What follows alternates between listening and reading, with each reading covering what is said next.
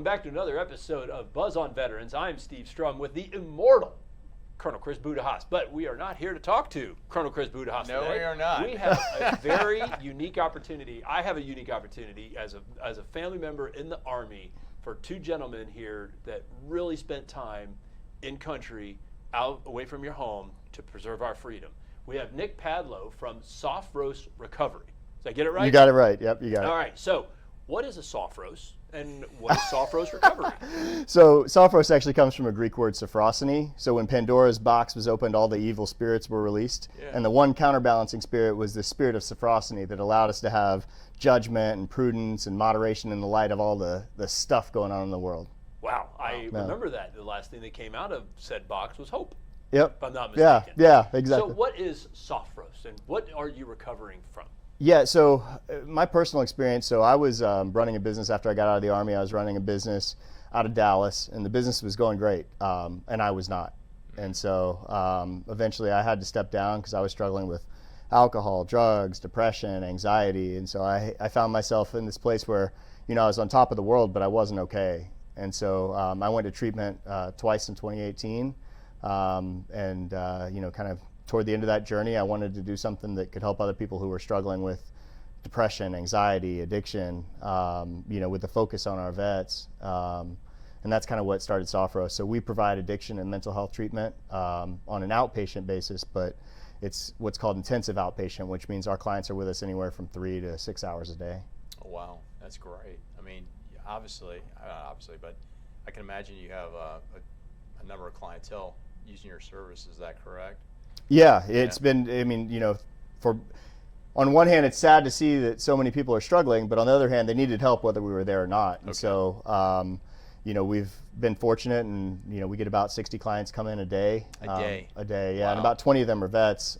So about a third of our folks are So I guess it's a good thing, or at least people are getting treatment, because we know people Absolutely. have issues, but yeah. Well, and if you look at the numbers, anywhere from 15 to 25% of people currently have substance use disorder, and wow. 9 out of 10 of them aren't treated at all. So it's courageous for people to come in and get help, and I'm excited for them. So what does your program look like? I imagine it's a number of things that you provide. Yeah. So what does that look like? So there's kind of 4 main components. So one is the medical side. Okay. So making sure that you have the medicines you need, whether that's if you're struggling with depression or anxiety and can't get past it on your own, you might need something to get started.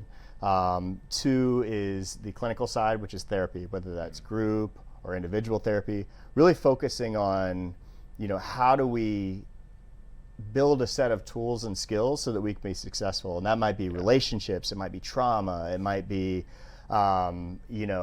recovery related topics. It might be, there's just all sorts of things that we have to kind of reinvent in order to fix those relationships we have with ourselves, with our loved ones, with the world around us. Yeah. And then the next piece is case management. So how do we get the other aspects of your life, whether it's housing or job, how do we get that in line? Yeah. And the final one is the alumni support. So, we want to be there for people, not just for the 3 months they're in our program, but build a community, right? Because we always say the opposite of addiction is connection, right? Yeah. And so it's through those connections that we're able to stay sober and in recovery. That's great. Well, it's very interesting. So as a retiring colonel in charge of, 3,000 to 5,000 people, I believe. Couple people, right? And, one of them directly or indirectly I'm related to, which is a larger version of me.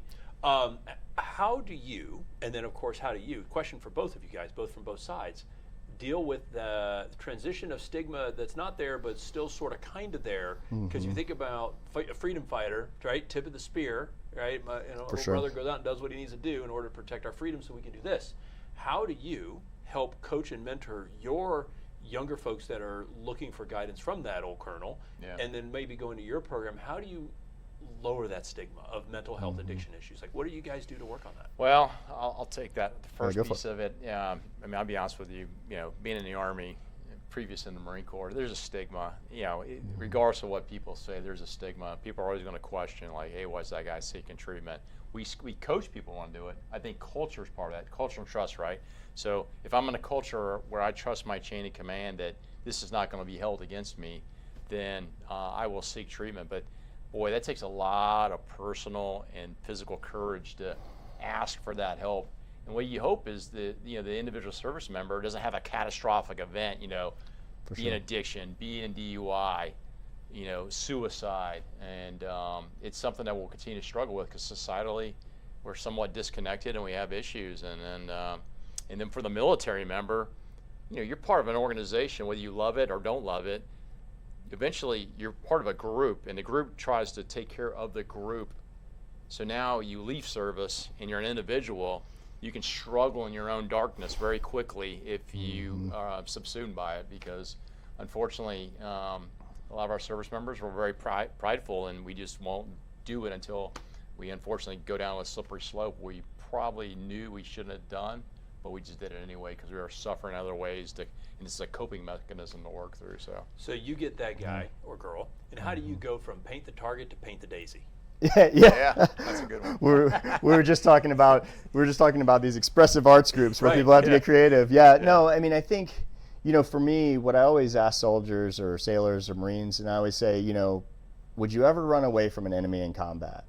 And they're always like, no, I wouldn't do it. And I said, right now, your enemy is your depression, it's your anxiety, it's your alcohol and your drugs, and why are you running away now?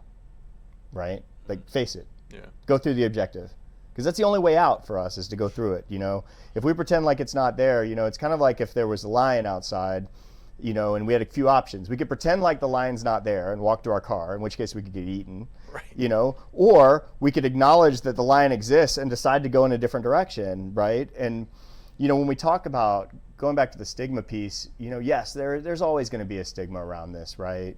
But when I was in rehab, I remember one of my therapists said something like, I was asking about whether or not I should tell my, employers, prospective employers. And he's like, do you think they want to hire a drunk or someone in recovery? I'm like, well, they don't know I'm a drunk. He kind of looked at me. He's like, don't they? Aren't they going to find out when they start talking to people? And I realized at that point that, once you get on the other side of it, the stigma is pretty short-lived.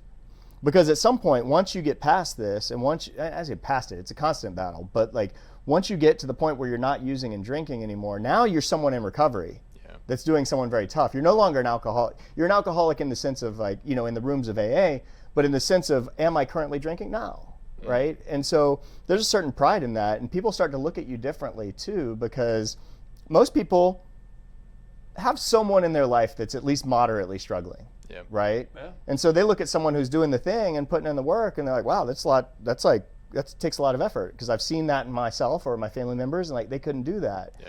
And so, the stigma almost has a timeline on it. Once you get past it, and you go to you see these guys in the AA rooms, and they're 15 years in recovery. No one's going to judge him for being an alcoholic. He hasn't had a drink in 15 years, And so once you get on the other side of it, I think it starts to settle down a little bit. And there's also just the fact that this is a progressive disease, like you mentioned. Left untreated, it goes to its end. And we always say it's institutions, jail, or death.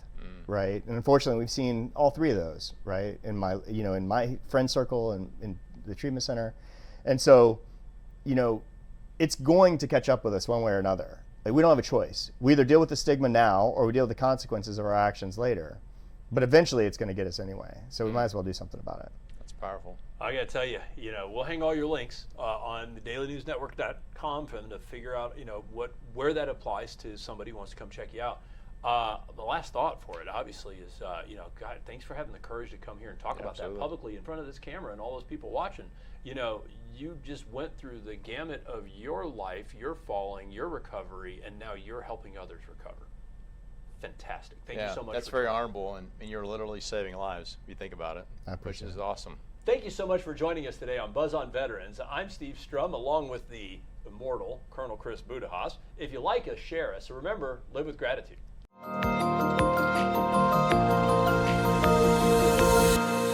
Operation Barnabas is a veterans ministry, started in 2017 with the purpose of helping our veterans that kind of got left behind, and they've struggled with addictions, PTSD, suicidal thoughts, those kind of things, helping them get whole again through one-to-one mentorship.